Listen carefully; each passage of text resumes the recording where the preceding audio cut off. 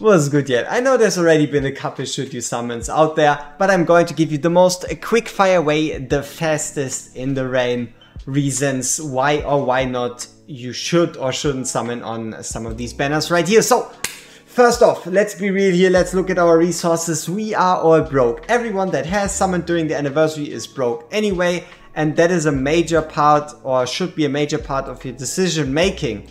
So we are all broke, nobody has summons anyway, which means reaching pity is hard. And now pity is already the very most important part for these two banners.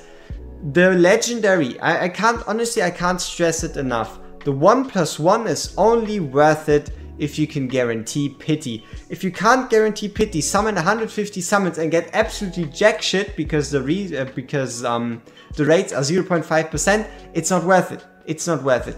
If you can't reach pity, surprise invocation of spirits isn't worth it.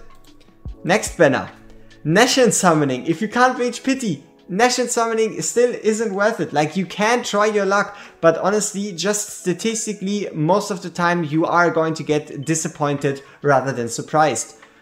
Now, for those of you that do have the ability to reach pity and need to decide between invocation of spirits and Nation summoning, it is all about two factors.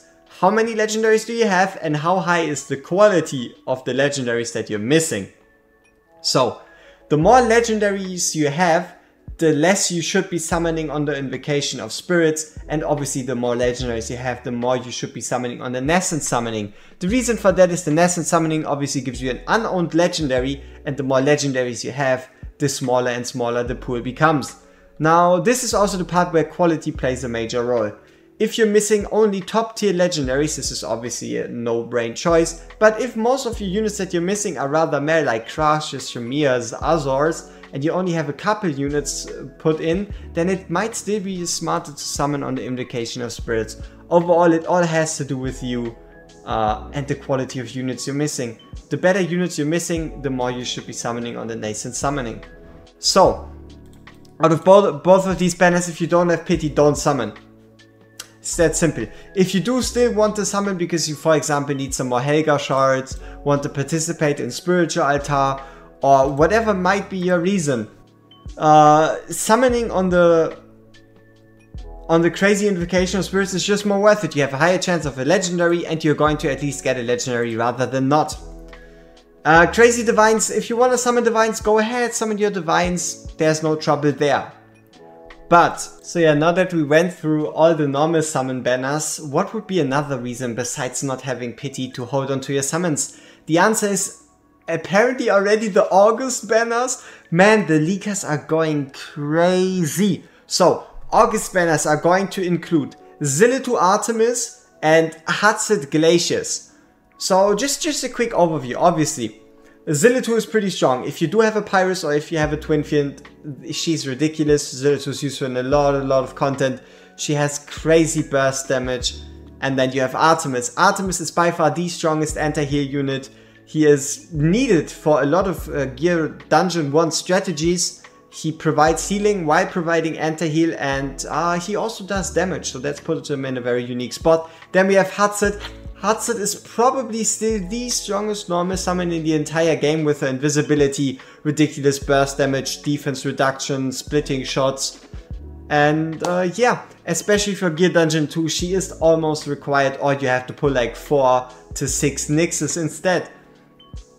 And then we have Glaciers. So not a lot is known about Glaciers, unless you obviously have watched Fastidious video. So I can't really make a judgment about him until we obviously are allowed to talk about them. As soon as we can, you get a showcase. But overall, the way he looks like is he has Frost synergy, and overall is pretty decent character, but more of a side dish compared to main dish Hatsid. So August banners or future banners are the reason why, instead of summoning on the 2x banner, rather you save your summons to get a useful character in the future. Honestly, if there was an Elowen banner now, that would be something special, because let's be real here, Elowen is probably a step above Hatsid even, which is crazy to consider.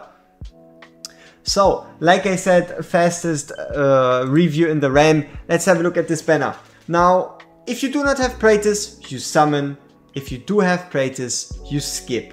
The reason why you skip is because, again, future banners, obviously other ancient banners and whatnot.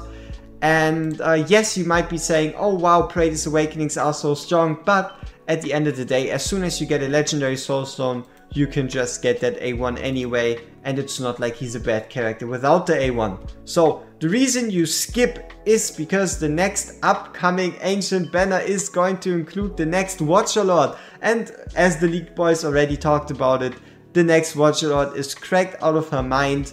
And also, she is an Arbiter faction. So if you have a Praetus, you do want her to go alongside him.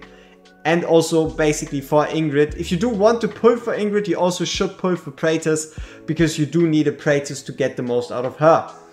As soon as I can talk about Ingrid, as soon as we can test her, be ready for that. And also, at least for the moment, I already seen her summon animation. Yes, she has one. And that one is pretty interesting. So that has already been the quick fire way, the fastest in the RAM, and we see each other in the next one. Peace.